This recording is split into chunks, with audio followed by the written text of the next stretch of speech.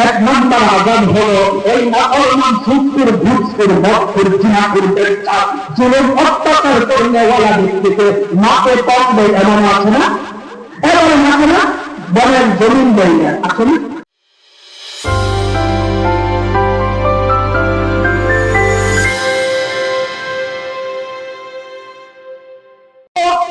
হয়তো কালকে যদি তোমাদের হায়াত নিয়ে থাকে, কালকে যদি তুমি বাঁচে থাকো, এই জমিনের উপরে যদি তুমি থাকো, তাহলে কালকে কাজগুলি তুমি করতে পারবে। এই মদিনাতুল উলুমের মধ্যে কালকে জালিসুর রহমান জান্নাতের বাগান থাকবে না, কালকে এই প্যান্ডেল থাকবে না, এই মাইক থাকবে না, এখানে কালকে মানুষ এত সমারোহ হবে না। এই জন্য আল্লাহ তাআলা বলে দিয়েছেন, লা ইন শাকারতুম লা আযীদান্নাকুম ওয়া লা ইন কাফারতুম ইন্না আযাবী লাশাদীদ। বান্দা, আমি তোমাকে হায়াত দিয়েছি, সবচাইতে বড় নিয়ামত। ওদের ব্যবস্থা করেছি, সবচাইতে বড় নিয়ামত। মসজিদের ব্যবস্থা করেছি, সবচাইতে বড় নিয়ামত। আমি তোমাকে ঈমান দান করেছি, সবচাইতে বড় নিয়ামত। আমি তোমাকে মুসলমান বানাইছি, সবচাইতে বড় নিয়ামত। আমি তোমাকে চক্ষু দান করেছি, আমি তোমাকে কান দান করেছি, আমি তোমাকে দুধের দান করেছি, আমি তোমাকে আকল দান করেছি, আমি তোমাকে ভাব শক্তি দান করেছি, আমি একজন মায়ের মুসলমান মায়ের গর্ভে তোমাকে এনেছি। ও যুবক, তোমাকে আমি আল্লাহ কত বড় নিয়ামত দিলাম। আমি আল্লাহ তাআলা কোরআনে হাকিমের মধ্যে ঘোষণা করেছি, ফাবি আইনি আলা রাব্বিকুমা তুকাজ্জিবান। ও দুনিয়ার বান্দারা, আমার কোন নিয়ামতকে তুমি অস্বীকার করবে? আমার কোন নিয়ামতকে তুমি অকল্যাণ নয়, আমার কোন নিয়ামতকে তুমি অস্বীকার করবে? এই জন্য বাবা, আমি তোমাদের হাতে ধরে বলবো, পায়ে ধরে বলবো, এখনো যারা মেলার মধ্যে আছো, এখনো যারা বিভিন্ন জায়গায় ঘোরাফেরা করতেছো, এখনো যারা বিভিন্ন আড্ডার মধ্যে আসছো, ও যুবকদের সাথে বললাম, তার পায়ে ধরলাম, আমি একজন মুসলমান, তুই একজন মুসলমান। নবীজি বলছে, আল মুসলিম আখুল মুসলিম, মুসলমান মুসলমানের ভাই। আমি তোমার কল্যাণকামী যুবক। ও যুবক, এই মজমা কাল থাকবে না, সকলেই চলে আসেন, আশপাশে যারা আছেন সকলেই চলে আসেন। আমার পয়েন্ট হলো, আমাদের আজকে যুবকগুলো কেন নষ্ট হয়ে যাচ্ছে? এক নাম্বার হলো অসৎ বন্ধু। কথা বলেন ঠিক কিনা? আজকে অসৎ বন্ধু থাকার কারণে আজকে আমাদের যুবকগুলো নষ্ট হয়ে যাচ্ছে। দুই নম্বর হলো মোবাইলের কারণে আমাদের যুবকগুলো নষ্ট হয়ে যাচ্ছে। তিন নম্বর হলো নেশার কারণে যুবকগুলো নষ্ট হয়ে যাচ্ছে। কথা বলেন ঠিক কিনা? আজকে আমার সন্তান নেশা করে, আজকে আমার সন্তান অসৎ বন্ধুর সাথে থাকে, আজকে আমার সন্তান রাত্রে রাত দিনকে দিন আমার সন্তান মোবাইলে পাঠায়। ও মুসলমান বাবারে আমার, আল্লাহ তাআলা কোরআনে হাকিমের মধ্যে বলে দিয়েছেন, তোমরা প্রত্যেকে সত্য বন্ধুর সাথে বন্ধুত্ব করো, তোমরা কখনোই অসৎ বন্ধুর সাথে চলবে না। ও মুসলমান ভাইরা, মদ হলো সবচাইতে বড় গুনাহ, মদ হলো হারাম। আমার আল্লাহ মদ খাওয়াকে হারাম করেছেন, আমার আল্লাহ সুদ খাওয়াকে হারাম করেছেন, আমার আল্লাহ জীবন করাকে হারাম করেছেন, আমার আল্লাহ তাআলা জুয়া খেলাকে হারাম করেছেন, আমার আল্লাহ গান বাজনা বন্ধকে হারাম করেছেন। সমাজে আছে না নাই? কথা বলেন, সমাজে কি মদ আছে? কথা বলেন না, সমাজে মদ আছে, নেশা আছে, গান বাজনা আছে, সুদ আছে, বড়াচড়া আছে, বস্তিরতা আছে। তাহলে আপনারা মুসলমান? আপনারা মুসলমান? আমি আপনার মৃত্যুর সময় বলি, মিনহা খালাকনাকুম ওয়া ফিহা নুঈদুকুম ওয়া মিনহা নুখরিজুকুম তারাতান উখরা। ও নবী, আপনার মিল্লাতের উপর আপনার এই উম্মতকে রাখলাম, এই কথা বলিনি? বলেন বলি না? আমার কথা আপনারা বুঝেন, আমার কথা বুঝতেছেন? হানা বলেন, আমরা বলি। অথচ দেখেন, যে ব্যক্তিটা মদ করলো, যে ব্যক্তিরা সুদ খাইলো, যে ব্যক্তিরা নেশা খাইলো, যে ব্যক্তিরা মায়ের সাথে খারাপ আচরণ করলো, যে ব্যক্তিরা বাবার সাথে খারাপ আচরণ করলো, তাকে যদি নবীজির মিল্লাতের উপর রাখি কোনো কাজ হবে নি? বলেন কোন কাজ হবে? তাহলে মুসলমান ভাইরে, এই জন্যই আল্লাহ তাআলা বলে দিয়েছেন, ওয়াকালা ইন্নানি মিনাল মুসলিমিন। তোমার মুসলমান হতে হবে, তোমার মুসলমান হতে হবে। আমরা জন্মসূত্র থেকে মুসলমান, মায়ের পেটে ছিলাম মুসলমান, আমার আল্লাহ মায়ের পেটেও তার জবানটা পবিত্র রেখেছিলেন। কি বলেন, রাখেন নাই? আমার আল্লাহ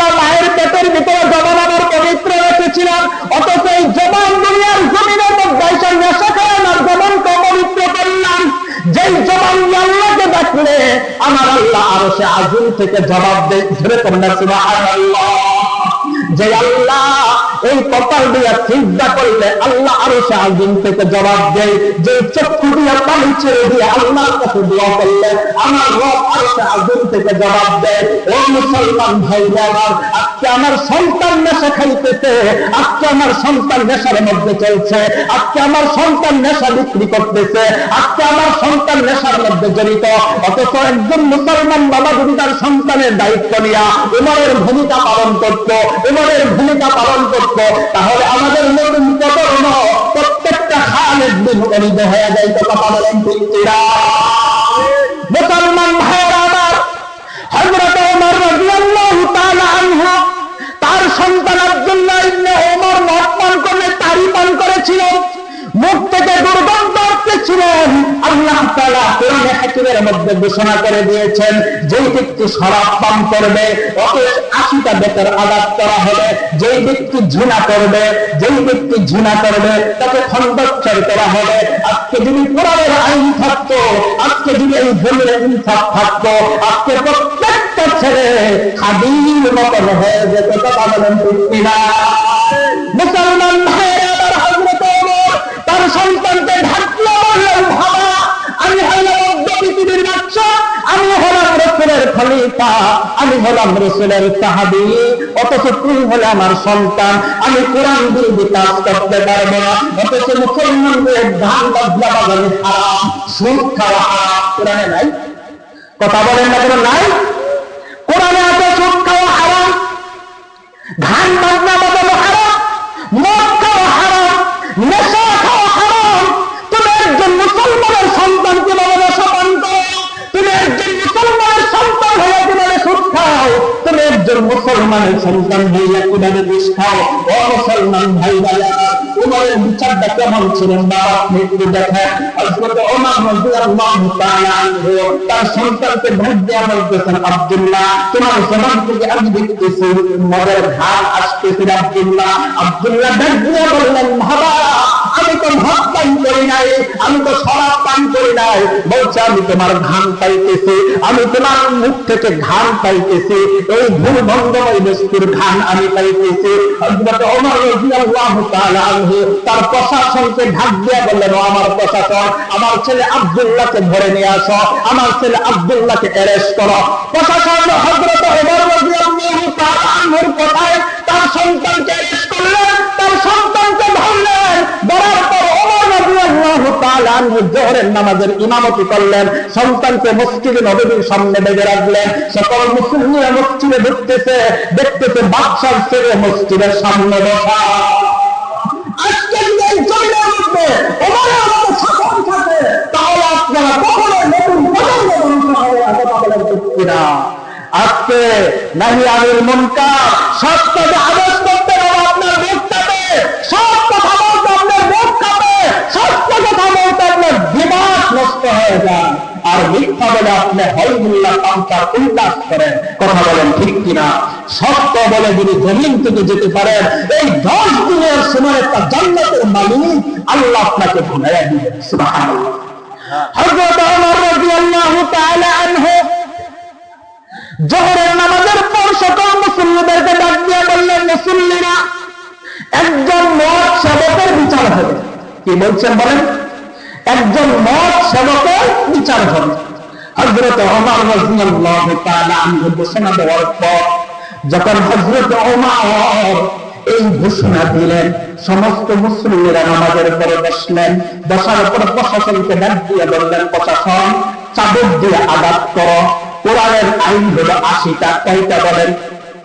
কথা বলেন না কেন? কয়টা? 80টা। কোরআনের আইন কত বলেন?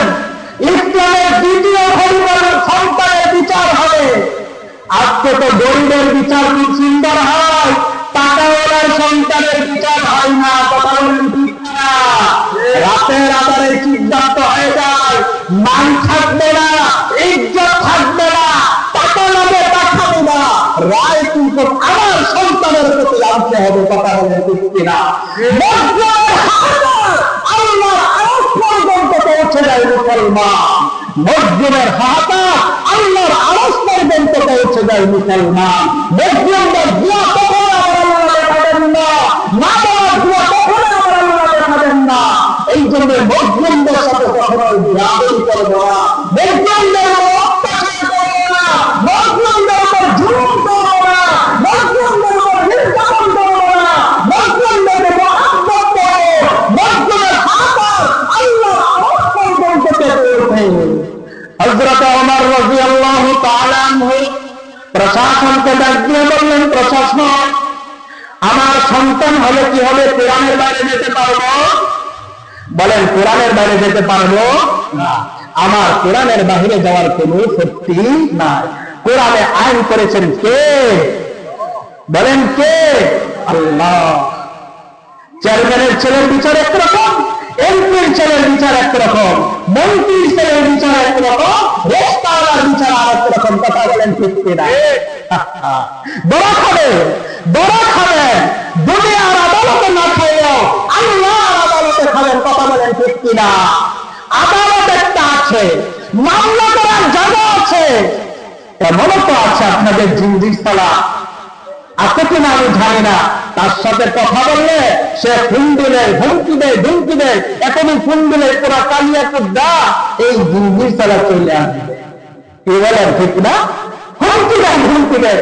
ও মুসলমান বাবাজিরা আমার, হযরত ওমর রাদিয়াল্লাহু তাআলা আনহু তার সন্তানের বিচার করতেছেন। প্রশাসনকে ডাক দিয়ে বলতেছেন, প্রশাসন, তোমার শরীরের শক্তি যতটুকু আছে, তোমার শরীরের মধ্যে যতটুকু শক্তি আছে, এতটুকু শক্তি দিয়া আমার সন্তানের উপর প্রহার করো। প্রশাসন তার শরীরের শক্তি দিয়া 5টা যখন মারলেন, 5টা মারার পর হযরত ওমর ডাক দিয়া বললেন, হয়তো তুমি কার্পণ্যতা ভোগ করতেছ, তুমি ভয় করতেছ, তুমি চিন্তা করতেছ, আমি তো এমপি মন্ত্রীর ছেলের বিচার করতেছি না, আমি তো অর্ধ পৃথিবীর বাদশার সন্তানের বিচার করতেছি। হয়তো হযরত ওমর আগের মুখে কি বলে, ওমর রাদিয়াল্লাহু তাআলা আনহু হাত থেকে চাবুকটা কেড়ে নিয়ে হযরত ওমর তার শক্তি দিয়া তার আপন সন্তান আব্দুল্লাহকে টানি টানি করার কারণে 30টা ব্যাগ দিয়ে শহীদ করে ফেলেছে। সন্তানটা শহীদ হয়ে গেল, সন্তানটা পৃথিবীর জমিন ছেড়ে চলে গেল। যেমন মুসলিম উলামা সন্তানকে মহব্বত করবে না, কোরআনকে মহব্বত করবে। সন্তান থাকতে পারবো, কোরআন থাকতে পারবো না, সন্তান থাকতে পারবো, আল্লাহর ভালোবাসা থাকতে পারবো না। কথা বলে ঠিক কিনা? এই পরিষ্কার প্রথম দিলেন সন্তানটা পৃথিবীর জমিন থেকে শহীদ হয়ে গেল। হযরত ওমর রাদিয়াল্লাহু তাআলা আনহু বললেন, আমার সন্তানকে তোমরা গোসল করাও, আমার সন্তানকে তোমরা গোসল করাও, আমার সন্তানকে গোসল করাও, কাফন পরাও, আমি আমার সন্তানটাকে কবরের মধ্যে রাখবো। রাখার পর হযরত ওমর রাদিয়াল্লাহু তাআলা আনহু তার সন্তানটাকে কবরের মধ্যে রাখার পর বাকি 50টা ব্যাগ বাকি থাকে, ওই 50টা ব্যাগ হযরত ওমর তার সন্তানের কবরে দিয়ে দিলেন। মেরে দেওয়ার পর আল্লাহকে ডাক দিয়ে বললেন, আল্লাহ, আমি আমার সন্তানের উপর কখনোই জুলুম করি নাই, আমি আমার সন্তানের উপর আহসান করি নাই, আমি আমার সন্তানের উপর তার বন্ধুতা করি নাই, আমি আমার সন্তানের ন্যায্য বিচার যা পাইতো তা আমি আমার সন্তানকে দিয়েছি। 30টা মারার পর আমার সন্তানটা শহীদ হয়ে গিয়েছে, বাকি 50টা ছিল, ওই 50টা ভিতরে মেরে দিয়েছে। আল্লাহ তার কিয়ামতের ময়দানে তুমি উপরে জালেম বলতে পারবে না।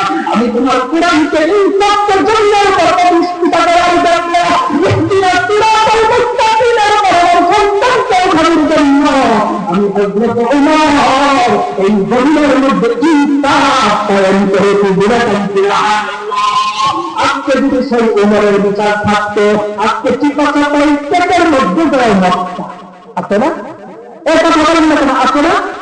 আপনাদের এখানে পেট নাই, গলা চিপাটাকে ওইখানে দেওয়া জন্য শাখা, ওটা আমার আল্লাহ দেখে, আমার আল্লাহ দেখে না।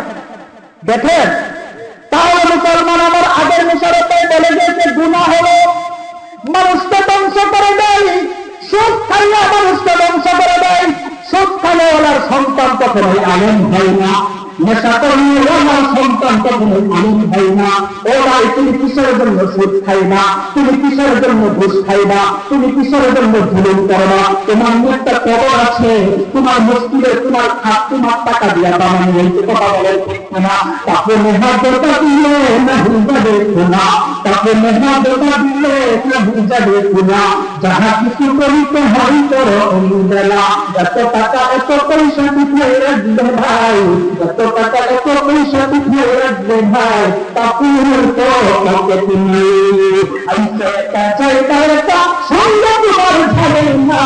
তুমি যেন সন্তানের জন্য সুদ খাইলা, তুমি যেন সন্তানের জন্য ঘুষ খাইলা, তুমি তোমার সন্তানকে কখনোই সত্য জ্ঞানের শিক্ষা দিলে না। এই সন্তানের যখন তোমার পৃথিবীর জন্য সন্তানটা থাকতে, আর বাবা তুমি যখন সুদ খাইয়া ঘুষ খাইলা অর্থ সম্পদ উপার্জন করে পৃথিবীর জমিন থেকে বিদায় নিয়ে চলে যাবে বাবা, তখন তোমার যখন আজরাইল আলাইহিস সালাতু ওয়াস সালাম তোমার যখন ধান কবজ করে চলে যাবে, লোকজনে যখন তোমাকে গোসাই দেবে, লোকজনে যখন তোমার পদ্মার ভিতরে হয়ে যাবে, আপন সন্তান যখন তোমাকে ঝাড়া করাবে, আপন সন্তান যখন তোমাকে কাঁদে করে কবরস্থানে নিয়ে যাবে, তখন তুমি কাঁদতে আমার বড় নিষ্ঠুর সন্তান। জমিনের মধ্যে থাইকা তোদের জন্য আমি সুদ খেয়েছিলাম, তোদের জন্য ঘুষ খেয়েছিলাম, আজকে দেখতেছি আমার কবরের মধ্যে সাপ ছেড়ে যাচ্ছে, আজকে আমি দেখতেছি আমার কবরের মধ্যে আগুন ধরে দিয়েছে। ও নিষ্ঠুর সন্তানেরা রে, কিভাবে তোর আপন বাবাকে সাপের মুখে রেখে আসতেছ, কিভাবে তোর আপন বাবাকে আগুনের মধ্যে বলে দিচ্ছ। ও মুসলমান ভাইরা আমার, একজন মুসলমানের কবরের মধ্যে চিন্তা আগুন হয়ে কয়টা, সবাই বলেন কয়টা? আমার বলেন কয়টা? এক নম্বর আজাদ হলো এই নাফরমান সুদখোর ঘুষখোর মদখোর জিনাখোর বেশ্যার জুলুম অত্যাচার করনেওয়ালা ব্যক্তিকে মাপে কম দেয়, এমন আছে না? এমন আছে না? বলেন জমিন দেয় না, আছে না? ওই সমস্ত ব্যক্তিদের কবর দাবার সংকীর্ণ করে দিবে, বলেন নাউজুবিল্লাহ। নাউজুবিল্লাহ একটু জোরে কম আওয়াজ দিয়ে বলেন নাউজুবিল্লাহ। মুসলমান ভাইরা আমার, মুসলমান ভাইরা আমার, তাহলে নাফরমানের এক নম্বর কবরটা সংকীর্ণ হয়ে যাবে। দুই নম্বর হলো আমার আল্লাহ তার কবরের মধ্যে 99টা সাপ ছেড়ে দেবে। ও আল্লাহর বান্দার এই সাপ যদি জমিনের উপর এই সাপ যদি জমিনের উপর নিক্ষেপ করত, যেই সবের ঘাসগুলো আল্লাহ তারা চক্ষু দিয়ে আপনি দেখতেছি, এই ঘাসগুলো আল্লাহর বান্দা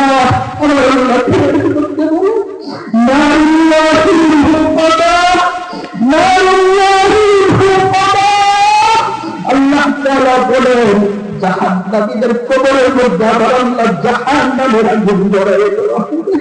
এই যে আপনাদের সন্তানের কাছে কিছু করতেছেন, ওই আগুনের মধ্যে আপনার একটা সেকেন্ড রাখেন যে বাবা, ওই একটা সেকেন্ডের জন্য আপনার হাত মুহূর্তের মধ্যে আপনার থেকে বিচ্ছিন্ন হয়ে যাবে। তো জাহান্নামের আগুন কেমন 70,000 বছর আগুন দিয়ে রয়েছে।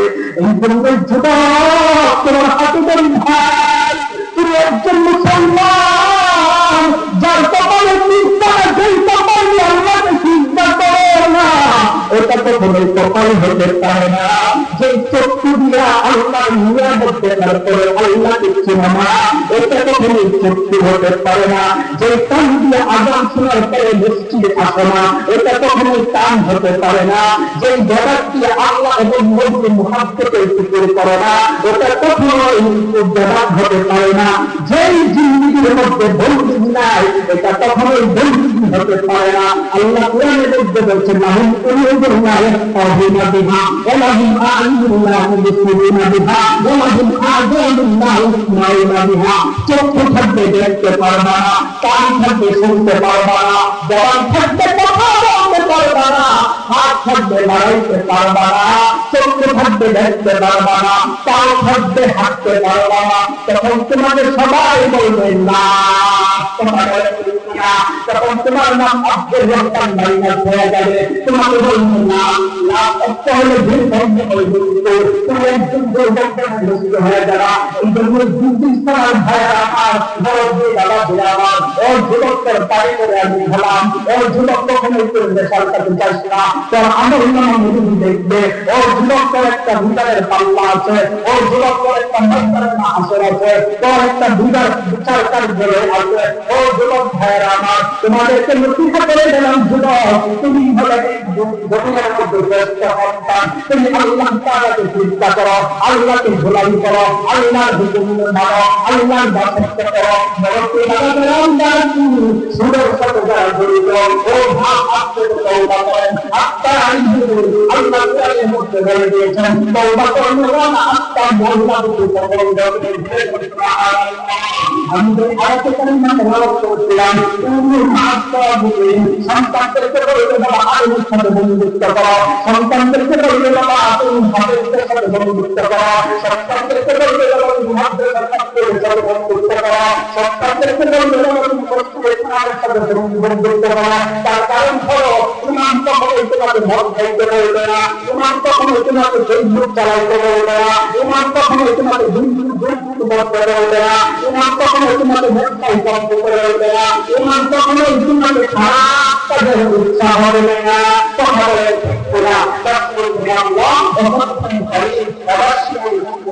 আপনাদের অনেক সমস্ত করে দিয়েছি। আল্লাহ পাক তুমি কথা বলবেন না, আমি আল্লাহ